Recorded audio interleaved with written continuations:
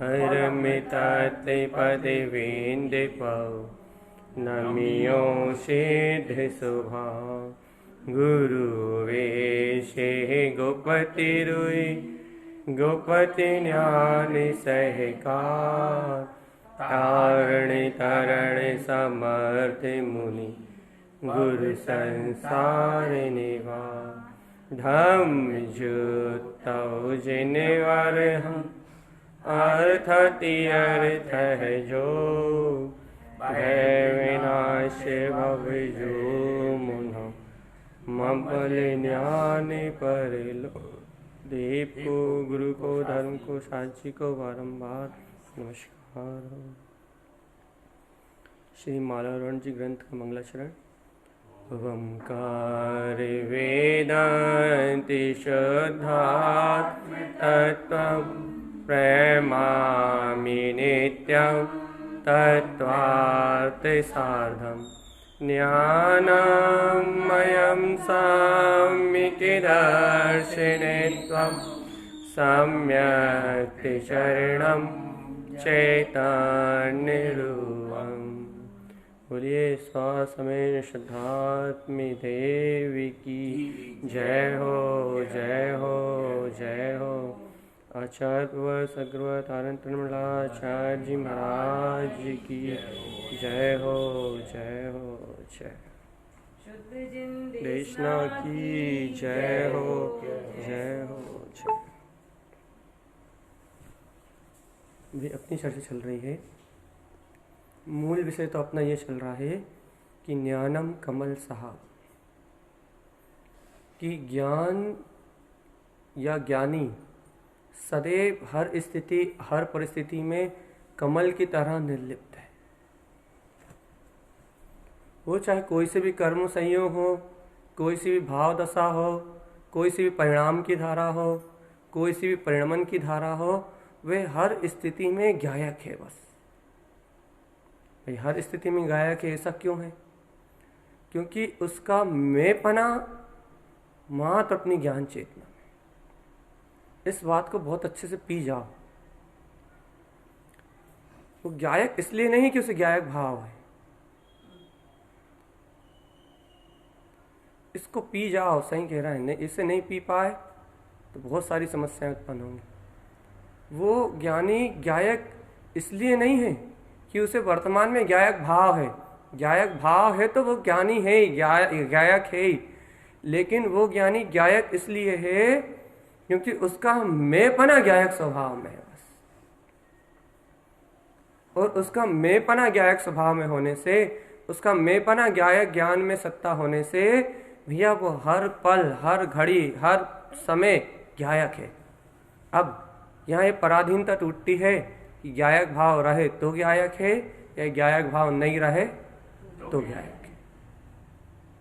यहाँ ये पराधीनता टूटती है। यहाँ एक स्वाधीनता का अनुभव होता है। यहाँ चेतन की स्वतंत्रता का वेदन होता है, ज्ञान की स्वतंत्रता का वेदन होता है। क्या? ज्ञान मात्र यदि मैं हूँ, अपना मैंपना यदि अपनी अभेद सत्ता में है, तो फिर ये ज्ञान गायक है। अब बात ये हो रही है ज्ञान समुच्चय सार जी में, ज्ञानी की दशा के अंतर्गत, कि वो गायक तो गायक है ही। अब वो गायक, वो ज्ञानी का आचरण क्या हो रहा है? वो ज्ञानी क्या कर रहे हैं? उन ज्ञानी के अंतर में ये गायक की शक्ति कैसे उत्तरोत्तर वृद्धिगत हो रही है? अर्थात वो गायक इसके परिचय में, आत्मा का आत्मा रूप परिचय में ये गायक से परिचय कैसे बढ़ रहा है? अब तो परिचय बढ़ाने की बात है। स्वीकारता तो हो गई, मैं गायक ज्ञान स्वभावी भगवान आत्मा हूं, ये स्वीकारता तो है। अपने अंतर आत्मा में अपना मैंपना तो है। अब उस गायक के परिचय को बढ़ाने के लिए, उस अपने गायक भगवान आत्मा का परिचय बढ़ाने के लिए, अपने गायक स्वरूप भगवान आत्मा से गहरा परिचय करने के लिए भैया अब इन गुणों की वांछना हो रही। क्योंकि ज्ञानी रसपान काय कर रहा है, पता तो लगे। हाँ, सुना तो है भैया, ज्ञान आनंद का रसपान कर रहा है। अपन स्वयं करते हैं। अपन स्वयं जिन अमृत के माध्यम से अपने आत्म स्वभाव में एकाग्र होने की जिस विधि से जो जाता हो, अपन भी करते हैं ज्ञान अमृत का रसपान, लेकिन भैया वो ज्ञान अमृत का रसपान जो अपने अंतर में हो रहा है, पता तो लगे वो शक्ति कौन सी शक्ति से हो रहा है, कौन से गुणों का उपभोग कर रहे हैं अपन, परिचय में तो आए। क्योंकि जितना अपने गुणों से परिचय बढ़ेगा, जितना अपने गुणों से अपना परिचय बढ़ता जाएगा, उतना अपने अंतर में अपनी अंतर की धारा मजबूत होती जाएगी। परिचय बढ़ने की बात है यहाँ तो। अपनी निज चेतन में आत्मा से, अपने निज गायक स्वभाव से अपना परिचय बढ़े, परिचय। तो भैया देखो, इस परिचय के बढ़ने के अंतर्गत अपनी वांछना चल रही है सम्यक के 8 गुणों की। अच्छा बताओ, ये सम्यक के जो 8 गुण हैं वो ज्ञान का परिचय ही तो है, वो गायक का परिचय ही तो है। यदि सम्यक के जो 8 गुण यहां कहे जा रहे हैं, यदि गायक का परिचय नहीं होता, यदि ज्ञान का परिचय नहीं होता, तो ये शाश्वत स्वरूप की व्यक्तता कैसे करते? ये ज्ञानी का आचरण ही तो है, ये ज्ञानी का होने वाला ज्ञान में आचरण ही तो है। इसके अंतर्गत अपनी वांछना में आ चुका है संवेग, मैं शुद्धात्मा हूं। ये वेग या ज्ञानी को उत्पन्न होता है क्या? संसारी मोही जीव को उत्पन्न होता है क्या? अर्थात ये वेग ज्ञानी जीव को उत्पन्न होता है कि मैं शुद्धात्मा हूं, मैं परिपूर्ण आत्मा हूं। ये आत्मा की अंतर शक्ति, ये अंतर आत्मा का वेग, संवेग नाम का गुण, सम्यक का संवेग नाम का गुण, ये ज्ञानी को ही प्रकट होता है कि ओह, मैं तो चेतन में आत्मा, मेरा स्वरूप तो निर्विकार है। तत्काल निर्वेद उत्पन्न होता है। क्या शल्य नहीं है मुझ में, कांक्षा नहीं है मुझ में, लोभ नहीं है मुझ में, द्वंद्व नहीं है मुझ में, विकार नहीं है मुझ में, लोभ कलेश नहीं है मुझ में। तत्काल संवेग के साथ लगा हुआ निर्वेद प्रकट होता है, मैं तो शुद्ध बुद्ध अविनाशी हूं। इसी सुरति पर अंतरात्मा से उत्पन्न होती कि अहो, शुद्ध हूं, शुद्ध हूं, शुद्ध हूं। तो भैया जहां अंतर हृदय में इसी शुद्धता का अंकुरण होता है, तत्काल विवेक की जागृति होती है। जैसे ही भाव विशुद्धि होती है, तत्काल आत्मा का जागरण होता है, तत्काल निंदा नाम का गुण उत्पन्न होता है, जो राग देश कसाय को अपने अंतर से परिहार कर देता है। कर्तृत्व भुक्तत्व आदि परिणामों को अपने अंतर से दोष जान के निंदा करके, उन दोषों को निंदा करके अपने चित्त से अलग करता है। देखो ये पूरा क्रम चल रहा है साधना का। पहले आत्मा का वेग प्रकट हुआ, तत्काल निर्वेद आ गया, फिर कर्म अपने जानने में नहीं आते, फिर कसाय अपनी जानने में नहीं आती, फिर विकार मुझ में ऐसा जानने में नहीं आते, को ज्ञान अज्ञान ये सब मुझ में ऐसा जानने में नहीं आता। फिर ये सारे द्वंद्व भेद सब नष्ट हो जाते हैं। तो ये निर्वेद की प्रकटता है। और तत्काल जैसे जीव को अपने शुद्ध स्वभाव की सुरति आती है, ज्ञान विज्ञान में पद का बोध आता है, तो उसके अंतर में स्वयं विवेक जागृत होता है, जिसमें निंदा नाम का गुण उत्पन्न होता है। तो भैया वो निंदा नाम का गुण अंतर में पड़े दोषों को निकालता है। जैसे किसान निंदाई क्या कहते हैं, निंदाई कहते, निंदाई करता है ना, कचरा निकालता है ना, कचरे को खाड़ के फेंकता है। वैसे ही ये जीव आत्मा, ज्ञान विज्ञान की अनुमोदना करने वाला ये जीव आत्मा एक कुज्ञान को, कचरे को अपने अंतर से, अपने विवेक से सोच के बाहर निकालता है। तो ये निंदा नाम का गुण है।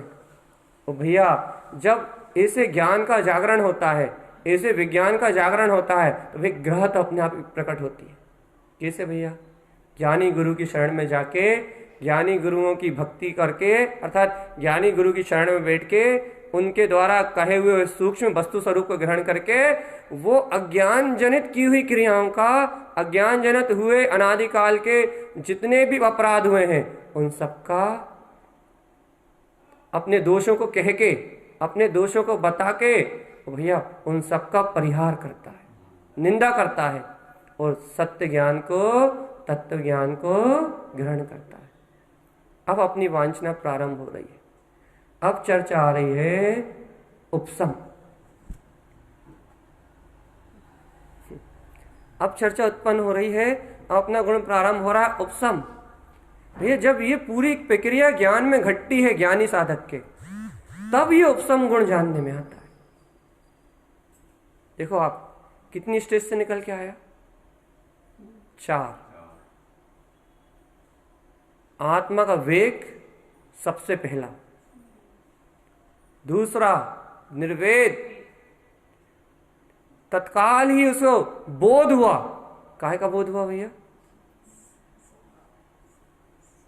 शुद्ध स्वभाव की सुरति आई तो बोध काहे का हुआ? शुद्ध स्वभाव का बोध हुआ। क्या बोध हुआ?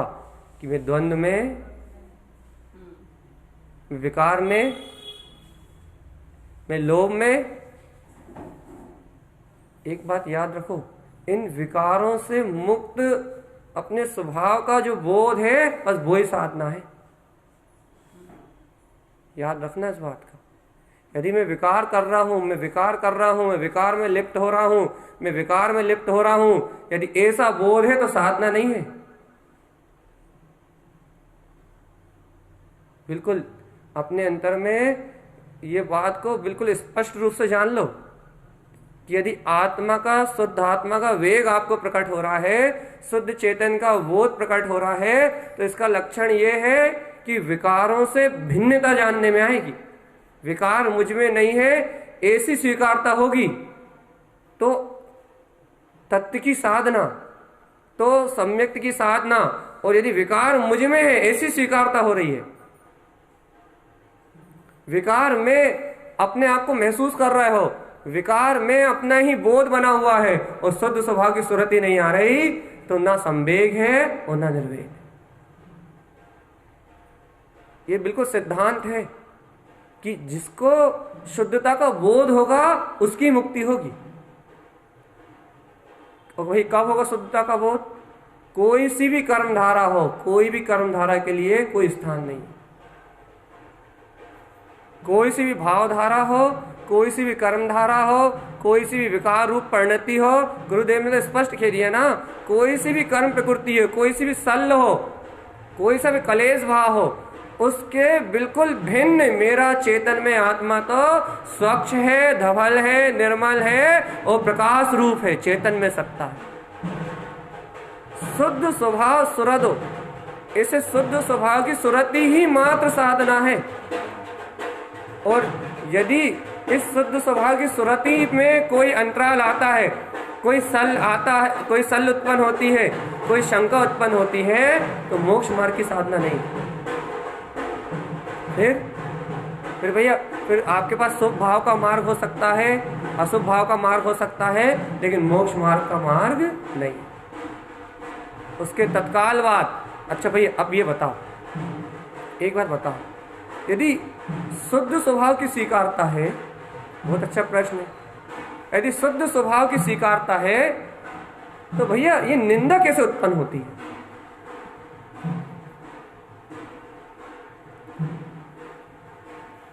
जब शुद्ध स्वभाव की स्वीकारता, हमने परसों भी प्रश्न किया था और आंसर भी दिया था, यदि शुद्ध स्वभाव की स्वीकारता है, जब शुद्ध स्वभाव का बोध है, तो वहां तो अशुद्धता दृष्टि में ही नहीं है, अशुद्धता स्वीकारता में नहीं है। अब जब अशुद्धता स्वीकारता में नहीं है तो निंदा क्यों होती है?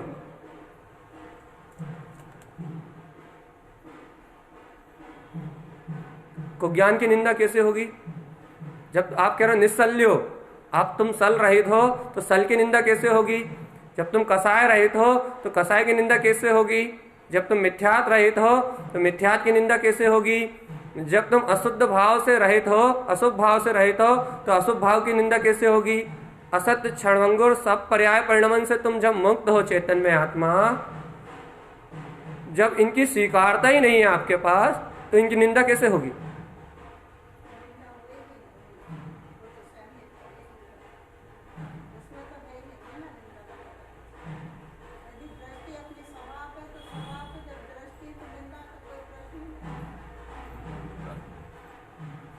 और कोई जवाब देगा? जब सम्यक दर्शन है, जब आप कह रहे हो शुद्ध है, शुद्ध स्वभाव की सुरति रखो, शुद्ध स्वभाव की सुरति आ रही है, तो भैया निंदा कैसे होगी? निंदा कौन करेगा?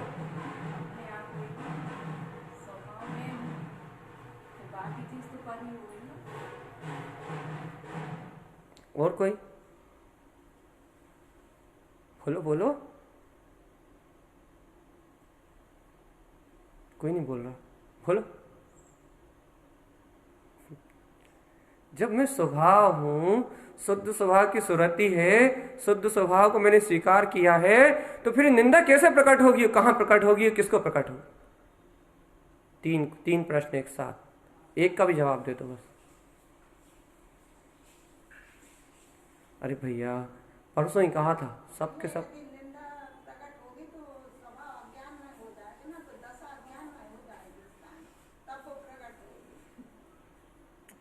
बहुत बड़ी गलती कर रहे हो। निंदा गुण है,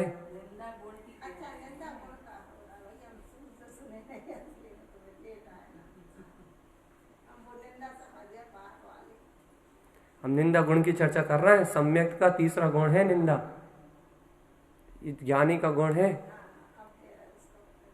भावों का परिणाम चल रहा है, उससे नहीं जुड़ना। हम तो पूछ रहे निंदा होगी कैसे, हमें तो सिर्फ ये बताओ आप। जब आत्मा शुद्ध है, आत्मा बुद्ध है, आत्मा चेतन में है, आत्मा निर्विकार है, जब शुद्ध स्वभाव की सुरति आ रही है, संवेग है, निर्वेद है, संवेग में आत्मा का वेग है, और भैया आत्मा के वेग के साथ साथ निर्वेग है, सीधा सीधा कह रहा है कि सल मुझ में नहीं है, कसाय मुझ में नहीं है, विकार मुझ में नहीं है, राग मुझ में नहीं है, देश मुझ में नहीं है, तो फिर निंदा कौन करेगा? भगवान मुझे बताओ तो, उसको लेके आओ जो निंदा करेगा। सही जवाब। अरे कितनी कैसी कैसी बातें कर रहे हो आप कैसी बातें कर रहे हो? मैं मुर्दा की चर्चा थोड़ी कर रहा हूं, मैं मरे हुए अचेतन की चर्चा थोड़ी कर रहा हूं, मैं किसी मुर्दा की बात थोड़ी कर रहा हूं, यहाँ अचेतन की चर्चा थोड़ी कर रहा हूं। भगवान जिस ज्ञान में शुद्धता प्रकट हुई है, जिस ज्ञान में विशुद्धि प्रकट हुई है, उस ज्ञान में ही तो निंदा नाम का गुण है। ये अपने आप स्वयं जयवंत है, वहां यह प्रकट थोड़ी ना हो रहा। ये निंदा करने वाला स्वीकार थोड़ी कर रहा है कि मैं पर्याय हूं, ये निंदा करने वाला स्वीकार थोड़ी कर रहा है कि मैं परिणमन हूं, ये निंदा करने वाला स्वीकार थोड़ी कर रहा कि मैं उस पर्याय में बह रहा हूं। ये निंदा वाला तो, ये निंदा करने वाला ये गुण है, ये ज्ञान में जो निंदा नाम का गुण प्रकट हो रहा है सम्यक की शक्ति से, ये तो अपने आप ही कार्य कर रहा है। ये स्वीकारता की जरूरत थोड़ी ना है कि मैं दोष युक्त हूं। लोग कहते हैं भैया कि जब तक दोष स्वीकार नहीं होंगे तब तक उनसे छूटोगे कैसे? जब तक आप दोषों को स्वीकार नहीं करोगे कि मैंने अपराध किया, आपको अपराध का बोध नहीं आएगा, तब तक उनसे छूटोगे कैसे? भैया देखो, व्यवहार की बातें अलग है, संसार में जीने का तरीका अलग है, लेकिन मोक्ष मार्ग की साधना बिल्कुल अलग है। यहां गुणों की अनुमोदना होती है, शुद्ध गुणों की अनुमोदना होती है, अपने चेतन में स्वभाव की अनुमोदना होती है। और जब चेतन में स्वभाव की अनुमोदना होती है, जब ज्ञान में स्वभाव की अनुमोदना होती है, तो भैया अपने आप ही निंदा नाम का गुण अंतरात्मा में पैदा होता है। अब ये बात समझ में किसको नहीं आई ये बताओ भाई। गहरी चर्चा हो रही है, थोड़ी 5-10 मिनट दो आप, फिर हम आ रहे हैं वापस। आप ये बताओ, ये निंदा नाम का गुण प्रकट किसको होता है, क्यों होता है? ऐसा लग रहा है कि पहली बार तत्व सब सुन रहे हैं। कितने दिन से साधना कर रहे हैं, कितने दिन से सम्यक दर्शन की शक्ति को लेके बैठे हैं, कितने समय से आत्मा के श्रद्धान को लेके बैठे हैं, और छोटे छोटे प्रश्नों का जवाब नहीं दे रहे। अब लग रहा है कि हमें चर्चा छोड़ दो यहीं। क्यों भैया निंदा हो क्यों रही है? निंदा कैसे हो रही है? भैया कितनी सरल सरल सी बातें हैं। अच्छा ये बताओ, लौकिक उदाहरण दे क्या कोई?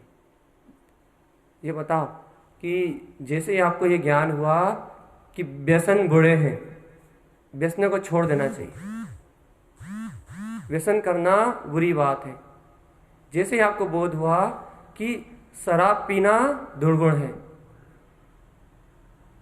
आपको पता लगा ना शराब पीना दुर्गुण है, शराब पीना अपने लिए हानिकारक है। जैसे ही आपको ये पता लगा कि शराब पीना हानिकारक है, जैसे ही अंतरात्मा ने स्वीकार किया कि शराब आत्मा का घात करने वाली है, तो अपने आप ही कौन है जिसने ये कह दिया? क्या कह दिया भैया? कौन है वो?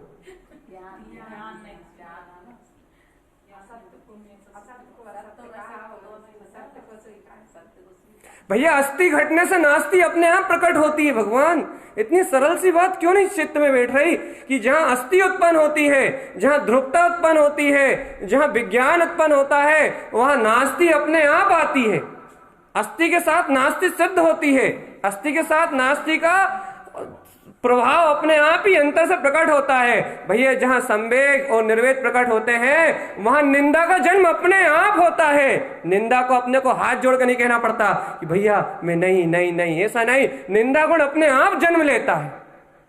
व्यसन बुरे लगते हैं तो उनसे विरक्ति का भाव अपने आप जन्म लेता है। व्यसन बुरे हैं, जैसे ये स्वीकारता होती है तो उनसे विरक्ति का परिणाम अपने आप सिद्ध होता है। ऐसे ही जहां स्वीकार होता है कि मैं राग से परे हूं, देश से परे हूं, शुद्ध हूं, बुद्ध हूं, जहां सम्यक ज्ञान की किरण प्रकट होती है, वहां निंदा नाम की शक्ति अपने आप ही उत्पन्न होती ही है।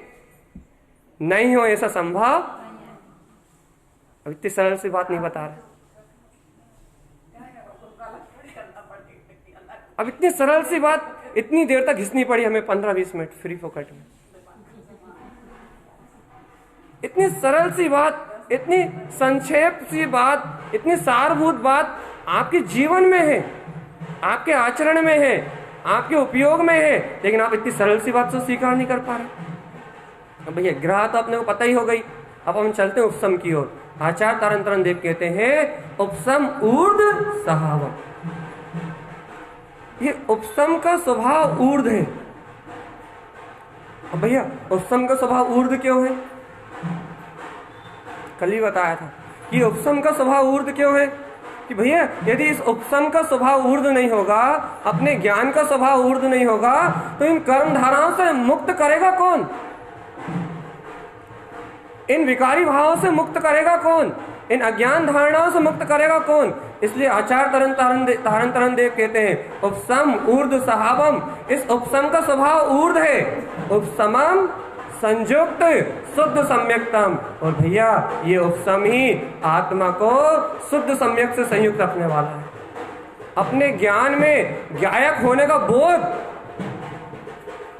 अच्छे सुनो इस बात को, अपने ज्ञान में ज्ञायक परमात्मा के होने का बोध, अपने ज्ञान में चेतन में परमात्मा सत्ता के होने का बोध, अपने ज्ञान में अपने शाश्वत स्वरूप को होने का बोध, ये उपसम की शक्ति से आता है।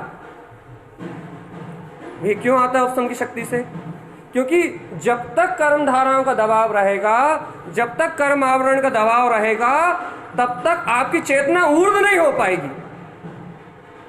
जब तक किसी भी प्रकार की कर्मधारा को मानोगे, जब तक किसी भी प्रकार की कर्मधारा को स्वीकार करोगे, जब तक किसी भी प्रकार की कर्मधारा को अपने चित्त में स्थान दोगे, तो आपकी चेतना ऊर्ध्व नहीं हो पाएगी। वो चेतना का स्वभाव है ऊर्ध्व। ज्ञान को ऊपर उठने के लिए, ज्ञान को ऊंचा उठने के लिए उसको अपने चैतन्य की शक्ति चाहिए। भैया इस लोक में सबसे ज्यादा भारी क्या है? क्या है बता? हाँ हाँ, आपकी जवाब सही है। और कोई? इस लोक में सबसे ज्यादा भारी क्या है? हाँ, और विकल्प, और मानता है, और करीब आए, और हाँ हाँ, अरे भैया इस लोक में सबसे भारी है जीव का अहंकार, पर पर्याय का अहम, पर परिणति का अहम।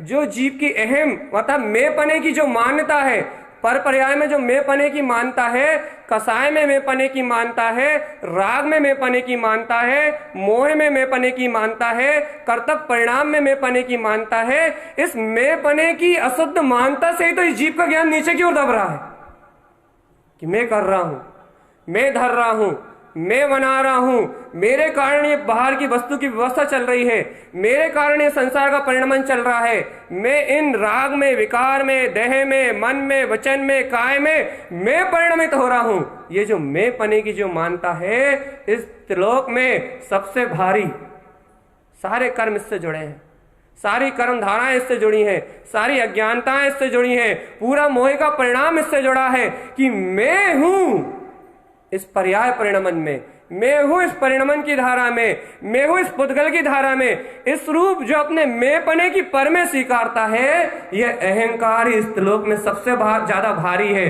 जो इस दीप को ऊपर की ओर उठने नहीं देता, जो जीव को ऊपर की ओर उठने देता। जबकि गुरुदेव आचार्य तारतम्य स्वामी कह रहे हैं उपसम ऊर्ध्व सहावम। भैया उपसम नाम का गुण जीव को ऊर्ध्वोन्मुखी करने वाला है, ऊपर की ओर उछालने वाला है, जीव को अपने निर्वाण की ओर लेके जाने वाला है, जीव को अपनी ज्ञायक सत्ता की ओर ऊर्ध्व करने वाला है। अब आचार्य देव कह रहे हैं कि उपसम का स्वभाव ऊर्ध्व है। अब इस उपसम की शक्ति को प्रकट कौन नहीं होने देता? पर्यायों का है। जीव पर्याय के अहम में, पर्याय के मद में, परिणमन के मद में, अज्ञान के मद में अपने अंतर आत्मा की इस उपसम नाम की शक्ति को गौण कर देता है। एक क्षण लगता है, स्वीकार करो कि मैं तो परमात्मा हूं, एक क्षण में उछाल आता है, एक क्षण में उपसम होता है। अनादिकाल की मिथ्या मानताएं टूटती हैं, अनादिकाल का कर्मों का जो वजन है कि मैं करता हूं, मैं भोगता हूं, जो मिथ्या श्रद्धा है, इसका भार एक क्षण में उतरता है। उपसम ऊर्ध्व सहावम। उपसम का स्वभाव चेतना को ऊपर की ओर ऊर्ध्व करने का है। अब भैया ये ज्ञायक कमल आत्मा, ये ज्ञान विज्ञान में आत्मा, ये ज्ञान विज्ञान में चेतन तत्व, ये ऊर्ध्व कैसे होगा? ये ऊपर की ओर कैसे उठेगा? आप कैसे कहोगे कि हर स्थिति में, हर परिस्थिति में, सोते जागते, खाते पीते, उठते बैठते, राग में, मोह में, कर्तव्य में, भोक्तत्व में मैं तो निर्लिप्त हूं और न्यारा हूं, मैं तो आस्पर्शी भगवान आत्मा हूं। ना मुझ में रूप है, ना मुझ में रस है, ना मुझ में गंध है, ना मुझ में वर्ण है, ना मुझ में रूपी पुद्गल पदार्थों का कोई समूह है। मैं तो इन सबसे निरावरण हूं, मैं तो इन सबसे निराकार हूं। उपसम ऊर्ध्व सहावम। अपने ऊर्ध्व स्वभाव की ओर उछालने वाला ज्ञान को, अपनी ऊर्ध्व चेतना की ओर उछालने वाला ज्ञान को, भैया ये उपसम ही तो है। उपसम ही तो है जो क्षण में जीव को अपने वीतराग स्वभाव की ओर उछालता है, जिसके बल पे क्षयिक सम्यक दर्शन, उपसम सम्यक दर्शन, इन सम्यक दर्शन की उत्पत्ति होती है। ये उपसम नाम का गुण ही तो है। यदि कसाय उपशांत ना हो, मिथ्यात्व का उपसम ना हो, तो भव्यात्मा ये बताओ कि तुम्हें ऊर्ध्व सत्ता से मिलाने वाला कौन है? तुम्हें अपने ऊर्ध्व ज्ञान स्वभाव से, अपनी अंतर आत्मा से मिलन कराने वाला कौन है? कभी कभी ऐसी अपनी आत्मशक्ति, अपने अंतर में विद्यमान अपने उपसम गुण की अनुभूति भी तो करा करो भगवान, कि सम्यक्त का अभिन्न अंग है ये मेरा, सम्यक्त की चेतन में शक्ति है मेरी, सम्यक्त का गुण है ये उपसम। कभी कभी कसाय बहुत चल रही है, राग बहुत चल रहा है, मोह बहुत चल रहा है, भैया हम कर्मों से छूट नहीं पा रहा है, ऐसा कहने की जगह कभी ये भी तो कहा करो कि मेरी ज्ञायक ज्ञान में सत्ता जयवंत है।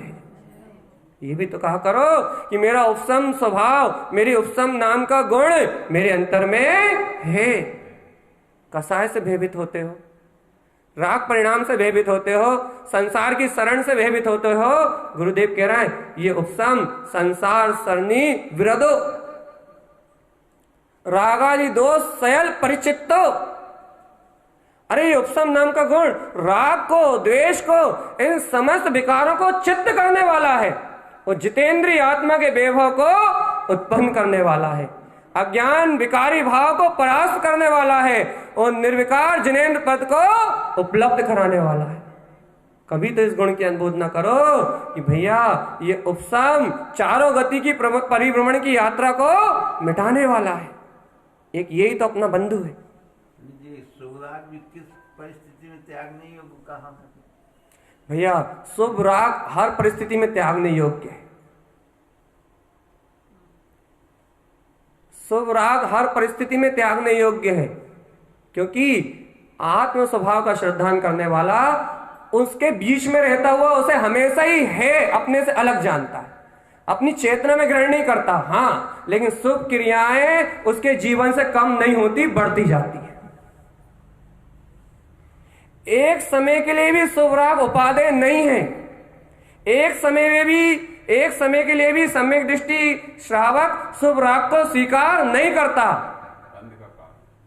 क्योंकि वो जानता है कि ये भी संसार बंध का कारण है। दोनों एक ही, शुभ अशुभ दोनों एक ही थाली के चट्टे बट्टे हैं। एक संसार में स्वर्ग आदि की यात्रा कराता है, दूसरा संसार में नरक आदि की यात्रा कराता है। लेकिन भैया 2000 सागर के अंतर काल में चाहे वो पुण्य करने वाला हो चाहे पाप करने वाला हो, जाता तो निगोध ही है। यदि सम्यक दर्शन नहीं हुआ हो तो, आत्मा की अनुभूति नहीं हुई हो तो जाना तो फुल स्टॉप पे ही है, निगोध। तो भैया इसलिए हर स्थिति में शुभ है ही है। इसे उपादेय कहने वाले पाखंड का पोषण ही करते हैं। ठीक है भैया, अब यहाँ चर्चा चल रही है चो गई गमना गमनो उपसंतो लहे निर्माणम। भैया ये उपसम नाम का गुण तो चारों गति में गमना गमन करने वाले इस जीव को इन गतियों से छुड़ाने वाला है। चतुर्गति की यात्रा से इस जीव को मुक्त करने वाला है। इसके अंतर में जो इसका शाश्वत अविनाशी अनंत चतुष्टय में स्वभाव है, इसको व्यक्त करने वाला है। भैया ये उपसम नाम का गुण सम्यक दृष्टि के अंतर में उसकी जीवंत शक्ति के रूप में प्रकट उसका अपना ज्ञायक स्वभाव है। यह है ज्ञायक की शक्ति, यह है कमल भाव। भैया ये चारों गति की यात्रा तो एक मात्र परिणमन है। ये चारों गतियों का होने वाला संयोगी भाव तो ये एक समय की धारा है। लेकिन भैया मैं तो ज्ञायक स्वरूप परमात्मा हूं। मेरा रूप तो अविचल शुद्ध है, मेरी जाति तो निर्विकार है, मेरा स्वरूप तो शुद्ध बुद्ध चैतन्य में है। ये कसाय, ये राग, ये मोह, ये कर्तव्य, ये सुगति दुर्गति, ये बंध आश्रव, ये सब कुछ मेरा परिणमन नहीं है। जब आत्मा में ऐसी अंतर आत्मा में आत्मा की श्रद्धान की दृढ़ता आती है, आत्मा में आत्मा के छायक भाव, छायक सम्यक दर्शन नहीं कह रहा है, छायक भाव कह रहा है, अर्थात आत्मा में आत्मा का दृढ़ श्रद्धान होता है, तब यह शक्ति उपसम रूप में प्रकट होती है। जब यह शक्ति उपसम रूप में प्रकट होती है, जो उपयोग में चलने वाली कर्म धाराओं को भी अपने रास्ते से हटा देती है। ये दृढ़ विश्वास है, ये आत्मा का दृढ़ श्रद्धान है उपसम नाम का गुण। ये आत्मा की छायक भाव की निष्ठा है। जब ये अंतर छायक भाव की निष्ठा प्रकट होती है तो उपयोग में चलने वाली कर्म, उपयोग में चलने वाली कसाय, उपयोग में उत्पन्न होने वाले अशुभ परिणाम, इन सबको परास्त करते हुए, परिचित्त, इन सब कर्मधाराओं को हराते हुए, इन सब कर्मधाराओं को नीचे गिराते हुए और अपने ज्ञान को ऊर्ध्व ऊर्ध्व ऊर्ध्व उपसम ऊर्ध्व सहावम ऊपर की ओर उठाता है। ज्ञानी को अपने ज्ञायक स्वभाव की ओर उठाता है, ज्ञानी को अपने आत्मबोध की ओर उठाता है और कर्म कसायों को अपने चित्त से क्या करता है भैया? परास्त करता है। आज अपन कर्मों से हारते हैं। भाई राग नहीं छूट रहा, भैया मोह नहीं छूट रहा, भैया कर्तव्य के भाव नहीं छूट रहे, भैया क्रोध नहीं छूट रहा, भैया काम नहीं छूट रहा। ये कसायों के सामने घुटने टेकना नहीं तो क्या है? ये कसायों के सामने भीख मांगना नहीं तो क्या है? अब बताओ, कसायों से भीख मांगो आप, मिथ्यास से भीख मांगो आप, मोह से भीख मांगो आप कि मोह तुम छूट जाओ, कब तक छोड़ेंगे? कसाय से कहने लगो हाथ जोड़ के कि कसाय तुम चली जाओ। राग से कहने लगो कि राग भैया साथ छोड़ दो। कब छोड़ेगा?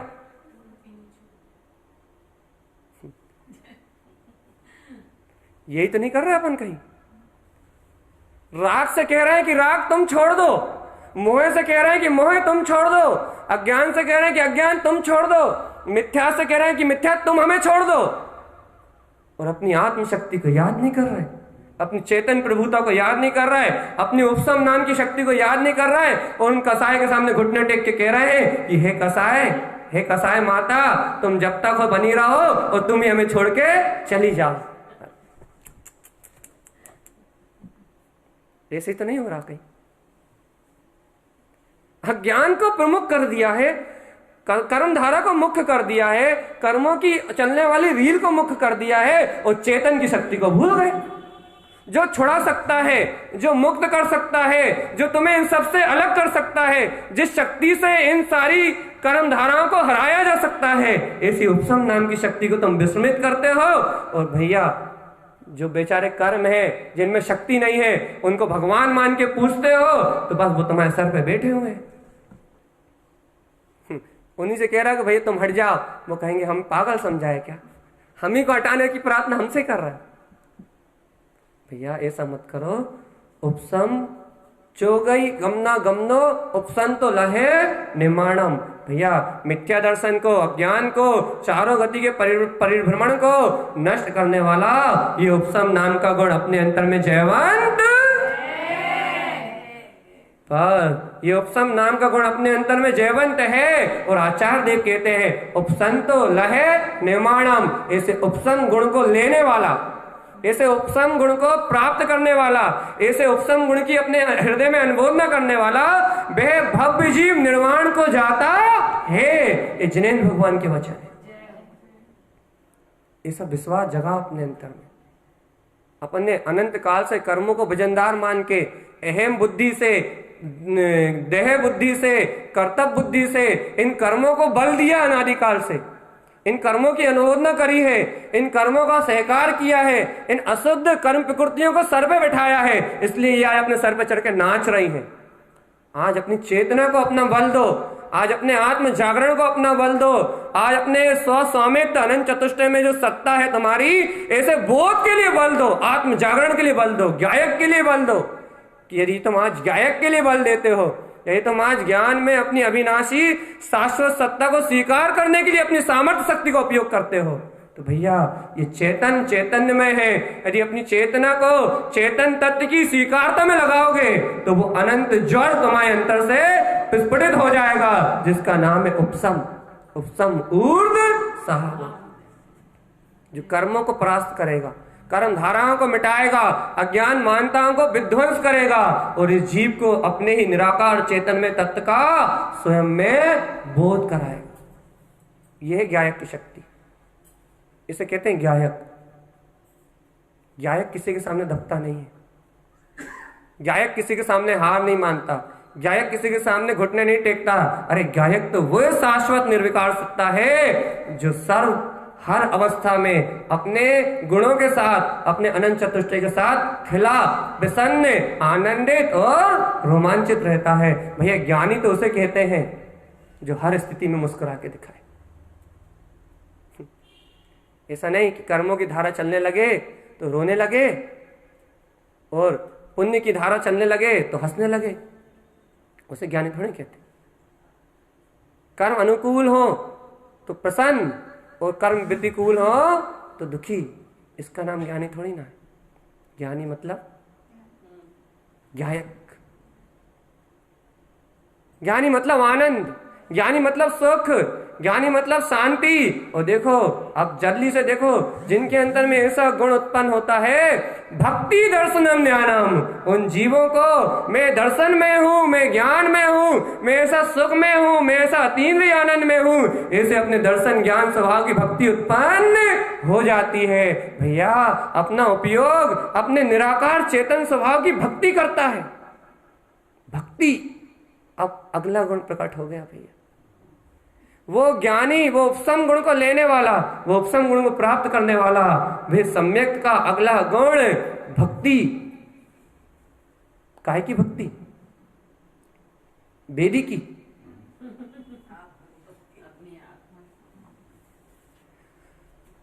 भक्ति दर्शनम ज्ञानम।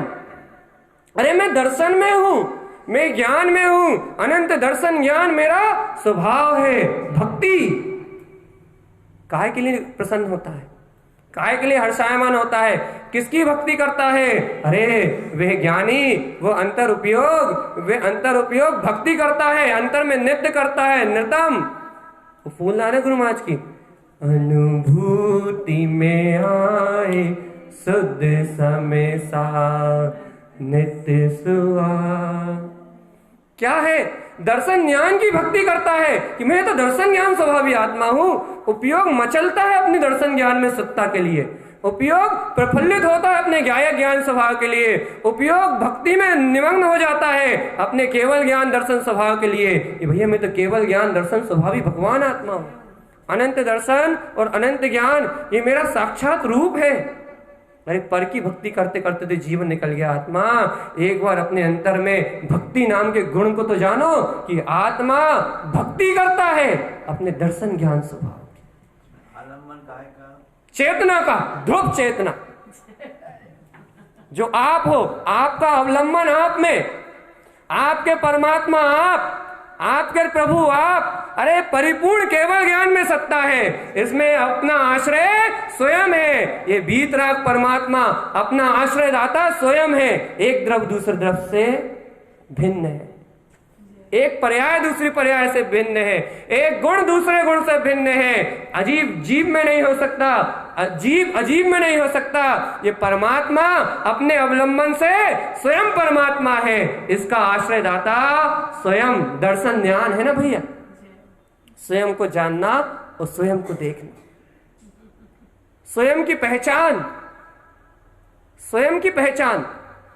भैया वो अनंत विराट शक्ति जिसे जिनेंद्रों ने प्रकट कर लिया है, वो अनंत विराट शक्ति जिसे आचार्य भगवंतों ने प्रकट कर लिया है। अरे वो जिन सिद्ध भगवान की स्तुति हम नमोकार मंत्र में हजारों बार करते नहीं थकते, वो सिद्ध स्वभाव ही तो अपना अवलंबन है। और किसका अवलंबन लोगे? भगवान।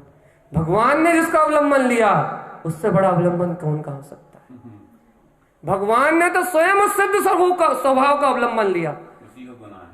अरिहंत परमात्मा ने, पंच परमेष्ठियों ने तो खुद अपने ऐसे जिनवर स्वभाव का अवलंबन लिया। जब उन्होंने उसका अवलंबन लिया तो फिर तुम किसका अवलंबन लोगे? भगवान भी जिसका अवलंबन लेते हैं। तो परिपूर्ण चेतना तो दर्शन ज्ञान भक्ति। भैया ऐसे अपने उपयोग में अपने दर्शन ज्ञान स्वभाव की भक्ति उत्पन्न होती है। अब बताओ भैया, मंदिरों में चौहर कितने बार करें? कभी अपने दर्शन ज्ञान की भक्ति करी? अहो मैं ज्ञानानंद स्वभावी, अहो मैं चैतन्य में आत्मा, मेरा ज्ञान अविचल शुद्ध है, मैं अविगत स्वरूप जो कभी विलायमान नहीं होता, ऐसा अजर अमर अविनाशी जाननहार जाननहार जाननहार मात्र ज्ञाता दिष्टा स्वभाव चैतन्य में ध्रुव परमात्मा हूं। मेरी अनंत चेतना मुझ में इस पल विद्यमान है। मेरा अद्भुत ज्ञायक रूप, मेरी अचल दिव्य चेतना, ऐसा अनंत ज्ञान का समुद्र मेरे इस देह देवालय के अंतर जैसा का तैसा शाश्वत ध्रुव लहला रहा है। हे भव्य आत्मा, तुम्हारे अंतर उपयोग ने अपने ऐसे निज नाद की, अपने निज गायक परमात्मा की कभी अश्रुपूरित होके, कभी हृदय से रोमांचित होके, कभी उत्साह से भर के कभी भक्ति करी है कि अहो अनंत केवल ज्ञान दर्शन जिस चेतना से प्रकट होते हैं वो परमात्मा में। कभी शक्ति की भक्ति करी? ये सम्यक की भक्ति है। चैतन्यमय ध्रुव भगवान आत्मा की ये सम्यक की भक्ति है। क्या कभी इसकी भक्ति करी है? कभी इसमें रोमांचित हुए हो? कभी आनंद आया है? अहो अनंत दर्शन में, अहो अनंत ज्ञान में, अहो जिसका प्रकाश तीनों लोकों में क्या आलोक में भी प्रकाशवान है, जो ज्ञान लोक और आलोक को एक समय में हस्तमलक करता है, वो अनंत ज्ञान दर्शन में मैं केवल दर्शन ज्ञान स्वभाव का धनी, मेरे अंतर में गुप्त है वो अनंत अनंत दर्शन, मेरे अंतर में गुप्त है वो अनंत ज्ञान। और जिस समय उसकी हृदय से भक्ति उत्पन्न होती है उस समय वो दर्शन और ज्ञान प्रकट हो जाता है। जिस दिन उसकी अंतर हृदय से भक्ति होती है, जिस दिन अंतर हृदय से उसकी वंदना होती है, जिस दिन अंतर हृदय से उसकी स्वीकारता होती है, उस क्षण वो दर्शन ज्ञान उपलब्ध हो जाता है। दोपहर की देश में याद करो, अनंत चतुष्टय को खोलने की चाबी स्वीकारता, अनुवोदना। अनादिकाल से जिस चेतना की विराधना करी है, अनादिकाल से शरीर को अपना मान लिया, इसको अपना माना तो तत्काल चैतन्य की विराधना हो गई। दर्शन ज्ञान में जान रहा हूं, देख रहा हूं, लेकिन अपने आप को जाना देखा नहीं, अपने आप को जानने देखने वाला नहीं माना, कर रहा हूं, धर रहा हूं। जैसे ये स्वीकार करा तो अपने अनंत केवल ज्ञान दर्शन की विराधना हो गई। काय की भक्ति करी भैया, बाहर से किसी की भी कर ली, कोई फर्क नहीं पड़ता। किसी की भक्ति कर ली, किसी की भी पूजा कर ली, कहीं भी सिर झुका लिया, क्या किया भगवान? अनादिकाल से चेतन की अवमानना, चेतन की विराधना, चेतन का तिरस्कार, चेतन आत्मा का भविष्कार करने के अलावा तूने अहंकार के अलावा क्या किया है इस अनंत काल में? अहंकार किससे? अपने ज्ञायक भगवान आत्मा से अकड़ा। किससे अकड़ा है? अपने ज्ञायक प्रभु भगवान आत्मा से अकड़ा है। किससे अकड़ा है? अपने अनंत सुख से अकड़ा है। किससे अकड़ा है? अपने निराकार निरावरण चेतन में स्वभाव के सामने अहम रख के खड़ा हुआ है। फल कौन भुगतेगा? कब तक?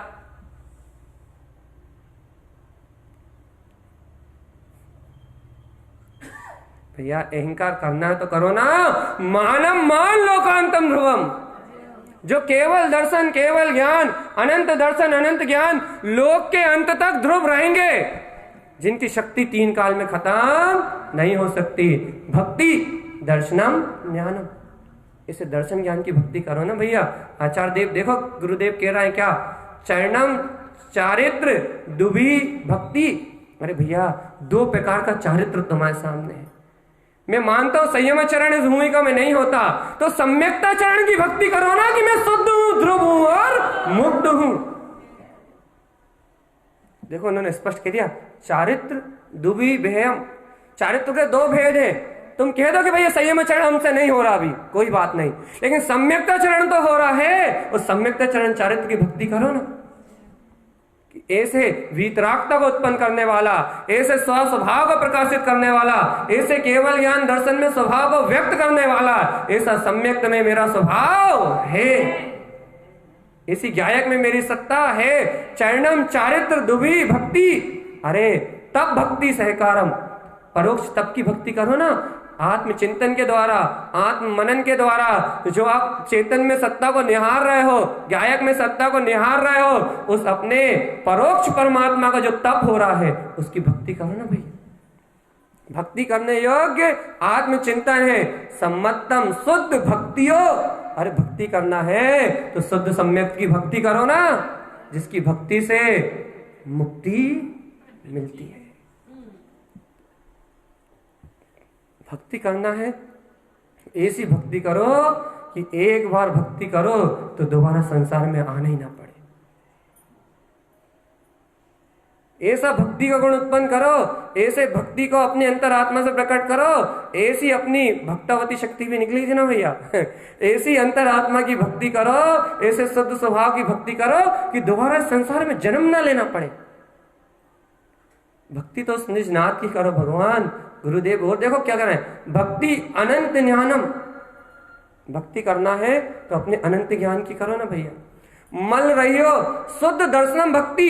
अरे उस दर्शन की भक्ति करो ना जो तुम्हें सब कर्मलों से भिन्न दिखा रहा है। जिन दर्शन की भक्ति करो ना, जिन्हें भगवान ने जो शुद्ध दर्शन दिया है, इस सम्यक दर्शन की भक्ति करो ना, जो कह रहा है कि तुम इस संयोग में रहते हुए भी इससे भिन्न हो, जो तुम्हें परमात्मा दिखा रहा है, इस परमात्मा रूप इस दर्शन की भक्ति करो ना भाई। इसकी भक्ति का भाव नहीं आता जो तुम्हें परमात्मा कह रहा है, जो तुम्हें सिद्ध कह रहा है, जो तुम्हें मुक्त कह रहा है, इस दर्शन की भक्ति करो ना।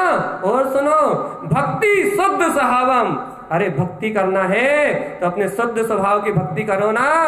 शुद्ध सम्यक भक्ति सो डिट्ठी, अरे भैया देखना है, अपनी दृष्टि में कुछ देखना चाहते हो तो शुद्ध सम्यक की भक्ति को देखो ना भैया। ये भक्ति मुक्ति को प्रदान करने वाली है, ये भक्ति सिद्धि को प्रदान करने वाली है। ज्ञानमय भक्ति नम, अरे ज्ञानमय भक्ति करो। अज्ञान के साथ भक्ति करते करते तो पूरा जीवन। ज्ञानमय भक्ति नाम, अरे ज्ञानमय भक्ति की भावना उत्पन्न करो। कैसी? अप्पा परमाप शुद्ध भक्ति है, मैं आत्मा ही परमात्मा हूं, ऐसी भक्ति ही शुद्ध भक्ति है। मैं आत्मा ही परमात्मा हूं, अप्पा परमाप शुद्ध भक्ति है। अरे अपने आत्मा से अपने परमात्मा स्वरूप की भक्ति करो ना भैया। मिथ्यात दोष रहियम, मिथ्यात के दोष से छूट के भक्ति पुनः लही निवारणम। मोक्ष जाना? चलिए बताओ, बहुत सरल रास्ता, चलिए जल्दी बताओ, मोक्ष जाना? अब नहीं जाना किसी को। अरे भैया मिथ्यात दोष रहियम, मिथ्यात के दोष को छोड़ के भक्ति पुण्य लहित निर्वाणम, अरे पुनः पुनः वार वार अपने शुद्ध चैतन्य में स्वभाव की भक्ति करो ना। ये निर्वाण को लेके जाने वाली भगवान, इस शुद्ध दर्शन की, अनंत ज्ञान की, ज्ञान में भक्ति, शुद्ध स्वभाव की भक्ति, मल से रहित शुद्ध दर्शन की भक्ति, ये मोक्ष का कारण है। भक्ति करने से कौन रोकता है? लेकिन निज नाथ की करो ना, गायक भगवान आत्मा की करो ना, ध्रुव चैतन्य में भगवान आत्मा की करो ना। ये भक्ति निर्वाण को देने वाली है। ऐसी भक्ति की शक्ति को प्रकट करो, ज्ञान में भक्ति को प्रकट करो, जिससे ये संसार क्षीण हो जाए, जिससे कर्मों की सत्ता क्षीण हो जाए, जिससे अज्ञान की धाराएं क्षीण हो जाए और ज्ञान में भक्ति प्रकट हो जाए। आत्मा हर्ष और रोमांच के साथ अपने वीतराग पद के लिए नाच उठे। अरे भैया केवल ज्ञान का महोत्सव होने वाला है, सूखा सूखा होगा क्या? तुम समझते नहीं हो भगवान। तीनों लोकों की निधि प्रकट होने वाली है, केवल दर्शन ज्ञान का महोत्सव होने वाला है, अनंत दर्शन ज्ञान की पर्याय में व्यक्तता होने वाली है, सिद्ध दशा उत्पन्न होने वाली है, तो वैसे ही सूखे सूखे हो जाएगी क्या? अरे बाहर में केवल ज्ञान होता तो 12.5 करोड़ बाद भासते। अरे इंद्र धरेंद्र चक्रवर्ती नारायण पद के धारी वो भी महानृत्य करते हैं, 12.5 करोड़ बाजे बाजते हैं, देवता नाचते हैं। अरे देवता छोड़ो, त्रियांश भैया कोई भी नहीं बचता, सब उस महोत्सव में सम्मिलित होते हैं। बाहर से जब इस केवल दर्शन केवल ज्ञान की महिमा इतनी है, तो एक बात बताओ, बहुत अच्छी बात पूछ रहे हैं। जब बाहर से इस केवल दर्शन ज्ञान की प्रकट होने की महिमा इतनी है कि पूरे लोक, पूरा त्रिलोक, क्या त्रियंश और क्या मनुष्य और क्या देव सब नाचते हैं, 12.5 करोड़ बाद बाजते हैं। जब बाहर से इस सम्यक के, इस दर्शन के, इस केवल ज्ञान के महोत्सव की महिमा इतनी है, तो अंतर में ऐसे ज्ञान में परमात्मा के उत्पन्न होने की महिमा कितनी होगी ये बताओ। अंतर में ऐसे ध्रुव अर्कबिंद स्वभाव के उत्पन्न होने की महिमा कितनी होगी? अंतर से ऐसे केवल ज्ञान में स्वभाव की अनुभूति करने की महिमा कैसे होगी? सूखी सूखी हो जाएगी क्या? सम्यक प्रकट हो और भक्ति ना हो, बहुमान ना हो, उत्साह ना हो, आत्मा में रोमांच ना हो, अरे अपने अंतर अनंत ज्ञान चतुष्टय के प्रकट होने का बहुमान हो, स्वाभिमान ना हो, ऐसा 3 काल में संभव। आत्मा रसीला तत्व भगवान, अनंत रस से भरा हुआ है। ये भक्ति गुण आपको अंतर हृदय को, आपकी अंतर रोमांच को, आपके अंतर में आपके अतीन्द्रिय आत्मा के रस को व्यक्त करता है, दर्शन ज्ञान की भक्ति। अब बताओ भैया, किसका अवलंबन चाहिए? किसका अवलंबन चाहिए? यहीं बैठा है बस, मानोगे या नहीं मानोगे? सीधी सी बात है। अरे जो तीनों लोगों का नाथ है, उसके अलावा कोई आश्रय दाता ही नहीं है। और भैया अनंत काल से तो सबका आश्रय लेके देख लिया, 70-80 साल की उम्र तो हो गई, सबकी शरण लेके देख ली, कुछ हुआ क्या? एक बार इसकी लेके देख लो, यदि अनंत चतुष्टय प्रकट हो जाए, आत्मा का अनुभव प्रकट हो जाए, तो बस छुट्टी। एक बार इसकी शरण लेके देख लो, एक बार इसको स्वीकार करके देख लो, एक बार इसे अंतर हृदय से अंगीकार करके देख लो। यदि ये शरण सही लगे तो बस 12 पार अपार सुख का अनुभव होगा। अब भैया अनंत अपार अंतर की समृद्धि फट पड़ेगी। भैया चेतन धन ऐसा धन है जिसे कितना भी भोगो कभी खत्म होने वाला, खत्म नहीं होगा। ये इस भाव में कमाया धन तो इस भाव में खत्म, अगले भाव साथ नहीं जाएगा। लेकिन ये चेतन संपदा तो ऐसी है, ये चेतन रस तो ऐसा है, ज्ञायक का रस तो ऐसा है, जितना उपभोग करो उतना बढ़ता है। और एक भाव नहीं, भवो भवो तक छुट्टी। जितना भोगो उतना बढ़ता है, जितना विलास करो उतना बढ़ता है, जितना डूबो उतने घेरे में ले जाता है। भैया भक्ति अनंत ज्ञानम, ज्ञानमय भक्ति नाम अप्पा परमप शुद्ध भक्ति है। परमात्मा स्वभाव की भक्ति कर भैया। ये भक्ति मिथ्यात्व नाम के दोष से मुक्त करके भक्ति पुण्य लहित निर्वाणम, बार बार निर्वाण को लेके जाने वाली। बार बार इसकी भक्ति करो, बार बार स्मरण करो अपने दर्शन ज्ञान में स्वभाव का, अपने आत्मा में अपनी आत्मा की सुरति का आना, अपने अंतर में अपने आत्मा के प्रति हर्ष का आना, अपने अंतर में अपने चेतन स्वभाव के प्रति बहुमान का आना, जिन भगवान के वचनों के प्रति उत्साह का आना, जिन भगवान की वाणी के प्रति रोमांच का प्रकट होना, ये सब भक्ति के लक्षण है। आत्मा की भक्ति, परमात्मा स्वभाव की भक्ति। शुद्ध उपयोग में तो हर क्षण होता है, लेकिन इस समय भी श्रावक के जीवन में होता है, क्योंकि उन्होंने पहले कह दिया ना, चरणम चारित्र डूबी ही भक्ति। उन्होंने इसलिए संयम चरण चारित्र नहीं कहा कि आप साधु के पास ना पहुंच जाओ सीधे। आप ये कह के मत बच जाओ कि जिनेन परमात्मा ने तो साधु के लिए कहा है, दो कहे उन्होंने, डूबी ही। सम्यक्ता चरण में भी यह आनंद जैसा का तैसा विद्यमान है। सम्यक्ता चरण में भी ये ज्योति, सम्यक्ता चरण में भी ये प्रकाश, ये भक्ति जैसी की तैसी विद्यमान है। भैया अभी इन गुणों की चर्चा चल रही है ना, इन गुणों के बाद वापस अपना ज्ञानम कमल स्वभाव में चलना है बस। लेकिन इन गुणों से आपको पता लगेगा कि वो गुण कौन से हैं जिससे ज्ञान कमल की बाती खिला हुआ है। वे गुण कौन से हैं जिसके कारण ज्ञान निर्लिप्त है। वे गुण कौन से हैं इसके कारण ज्ञायक में जीव जैवंत है। वे गुण कौन से हैं जिनके रस में ये जीवात्मा डूबा हुआ है। वो सम्यक कितना विराट है जो इस चैतन्य को ज्ञायक की तरह, इस ज्ञान को ज्ञायक की तरह प्रफुल्लित रखता है। इन गुणों के माध्यम से उस तत्व की महिमा आएगी, उस सम्यक की, उस शुद्ध सम्यक की महिमा आएगी। उस शुद्ध सम्यक के वैभव का अपने अंतर में पहचानोगे जो आपकी अनंत शक्ति है। बस भैया 2 मिनट और शेष, बस। भक्ति हो रही है नहीं हो रही?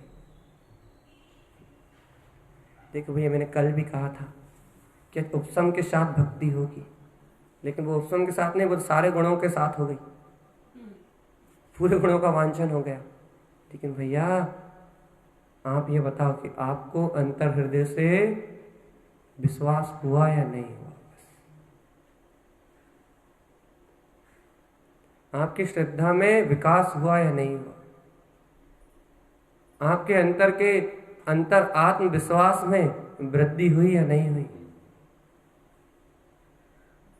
आपको चैतन्य के प्रति समर्पणता की भावना बढ़ी या नहीं बढ़ी? यदि आपके अंतर में दर्शन ज्ञान का विकास हुआ तो आपने शुद्ध भक्ति कर ली भगवान। दर्शन ज्ञान यदि आपके अंतर में उछला, दर्शन ज्ञान में सत्य यदि आपके अंतर से उछली कि हाँ वास्तविकता में यही स्वरूप सत्य है जो जिनभर भगवान कह रहे हैं, यदि ऐसा आपके हृदय ने उछल के स्वीकार किया तो भगवान आपने आज सच्ची भक्ति कर ली। आज ने आप सच्चा समर्पण कर लिया, आज आपने सत्य को अंगीकार कर लिया।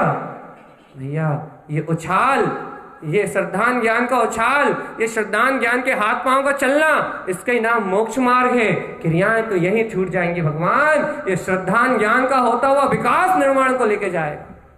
ये श्रद्धान ज्ञान का उठता हुआ ज्वर वीतरागता की ओर लेके जाएगा। यदि आज आप अपनी आत्मा को लेकर प्रसन्न हो, यदि आज आप अपने श्रद्धान ज्ञान को लेकर प्रसन्न हो, यदि आज आप जिनेन्द्र भगवान की देशना को लेकर प्रसन्न हो, तो आपने आज अपने मोक्ष मार्ग में एक कड़ी को और जोड़ लिया। अपने रत्नात्रय के वैभव में आपने अपने ज्ञान की अनुमोदना में और विकास कर लिया। आपने अपने उपादान को और मजबूत कर लिया। अभी उपादान ही केवल ज्ञान रूप विफुल्लित होगा। भगवान चिंता मत करो, सल मत करो मोक्ष जाने की। ये जो उपादान आपने बनाया है, ये जो उपादान शक्ति को आपने जागरण किया है, ये उपादान शक्ति केवल ज्ञान के प्रकाश के रूप में फटेगी। ये अंकुरण ही बट वृक्ष बनेगा। ये अंकुरण ही भैया पूर्ण वीतरागता को उत्पन्न करेगा। बस इस अंकुरण को इसी प्रकार जिन भगवान के वचनों से सींचते रहो, सींचते रहो। इस आनंद को अपने अंतर में वृद्धिगत करते जाओ। अपने उपयोग को स्वसन्मुखता का जो मार्ग है वो दिखाते जाओ। निर्वाण के बाजे तो अपने आप बज जाएंगे। राम नाम सत्य के बाजे तो सबके बजेंगे, लेकिन अपने बाजे मुक्ति के बजेंगे। हाँ, बस अपने ज्ञान की भक्ति, अपने शुद्ध दर्शन की भक्ति, अपने चारित्र की भक्ति, अपने शुद्ध सम्यक की भक्ति, अपने परमात्मा स्वभाव की भक्ति। आचार्य देव कह रहे हैं बार बार इस भक्ति को करो। ये मिथ्यात्व को नष्ट करेगी, ये अहम को नष्ट करेगी, ये पर्याय की दृष्टि को नष्ट करेगी और आत्मा में परमात्मा बनने की जो अनंत गुप्त निधि है उसको प्रकट कर देगी, साक्षात्कार रूप व्यक्त कर देगी। एक भावना कर लो कि हे सर्वज्ञ जिनेन्द्र परमात्मा, हे सर्वज्ञ देव, ऐसी जो अनंत भक्ति आपने कही है, ऐसा जो उपसम का महारस आपने कहा है, ऐसी भक्ति और ऐसा उपसम नाम का गुण, हे तारण तरण स्वामी या हे सर्वज्ञ जिनेन्द्र परमात्मा, आपके द्वारा आपके वचनों में आए हुए इन अनंत गुणों के प्रकाश की मैं बारंबार अनुमोदना करता हूँ। हे सर्वज्ञ देव, आपने जो गायक का रस कहा है, आपने जो ये अपने आत्म स्वभाव की भक्ति का सम्यक के गुण का प्रकाश दिया है, हे आचार्य परमात्मा, हे जिनवर भगवान, मैं ऐसे अनंत दर्शन ज्ञान की भक्ति, अपने गायक स्वभाव की भक्ति, अरे अपनी आत्मिक प्रसन्नता की बारंबार अनुमोदना करता हूं। आज जो मुझे हर्ष हो रहा है, आज मुझे जिन भगवान के वचनों को सुन के जो हर्ष हो रहा है, हे गुरुवार या हे प्रभु, ये आपकी शरण का, ये आपके प्रति होने वाली श्रद्धा का ही प्रताप है। यदि मुझे जिन धर्म की श्रद्धा नहीं होती तो आज मुझे सत्य हृदय से अंगीकार नहीं होता। यदि आज मुझे गुरु वचनों की श्रद्धा नहीं होती तो आज मैं इस रहस्य को नहीं जान पाता। हे प्रभु, मैं क्या कर सकता हूँ? मैं कुछ नहीं कर सकता। आपकी श्रद्धा से, आपके उपदेश से मेरे अंतर का जागरण हो रहा है। मैं आपकी शरण में हूँ, इसलिए मेरी आत्मा का विकास हो रहा है। हे सर्वज्ञ जिनेन्द्र देव, मुझसे, मेरे जीव आत्मा से आपके वचनों की शरण ना छूटे। मेरे जीव आत्मा से आपके द्वारा कहे हुए सिद्धांतों की विराधना ना हो। मेरे जीव आत्मा से मेरे जीवत्व चेतन शक्ति की विराधना ना हो, बल्कि हे परमात्मा, मुझसे मेरे चैतन्य स्वभाव की भक्ति प्रकट हो, मुझसे मेरे आत्मा के प्रति उत्साह का जागरण हो, मेरे अंतर में मेरे ज्ञान विज्ञान स्वभाव के प्रति रोमांच का जागरण हो। इसलिए मैं आपकी शरण में अपना सर्वत्र अहम समर्पण करता हूँ। हे परमात्मा, मुझे अंतर ज्ञान बल, मुझे अंतर दर्शन बल, मुझे अंतर चारित्र बल दीजिए, जिससे इस भक्ति के मार्ग में, निज चेतन स्वभाव की भक्ति के मार्ग में मेरा शुद्धता से आरोहण हो। हे सद्गुरुवर, हे सर्वज्ञ जिनेन्द्र देव, मैं आपकी चरण शरण में हूँ, मैं आपकी चरण शरण में हूँ। बोलिए आचार्य प्रभु सतगुरु तारण तरण आचार्य जी महाराज जी की जय हो, जय हो, जय नमोस्तु। तुम चलन दिया नंदे मऊ शेन नंद सहा परम तत् पद